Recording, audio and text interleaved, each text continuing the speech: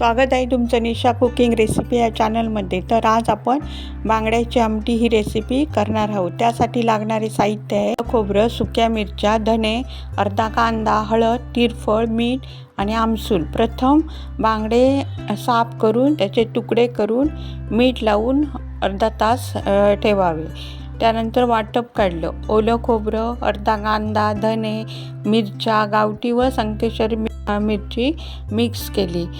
4-5 तिरफळ घातली। ही जुनी असल्यामुळे मी ती वाटपातच घातली। ताजी असल्यास ती नंतर मिक्सरला लावून त्याचं पाणी घालायचं, त्यामुळे त्याचा वास पण चांगला येतो। हे वाटप आपलं तयार झालं। ते मिक्सरला लावून घेतलं। त्यानंतर भांडं ठेवलं। त्या भांड्यात थोडंसं तेल घातलं आणि बांगड्याचे तुकडे घातले आणि जे मिक्सरला लावलेले वाटप आहेत ते वाटप त्यात घातलं। थोडी हळद घातली, चवीनुसार मीठ घातलं। ती उकळल्यावर 5-6 आमसुले घातले।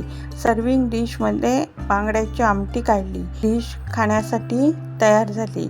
भात किंवा भाकरीबरोबर आपण ही आमटी खाऊ शकतो। हा व्हिडिओ आवडल्यास लाईक करा, चॅनलला सबस्क्राईब करायला विसरू नका।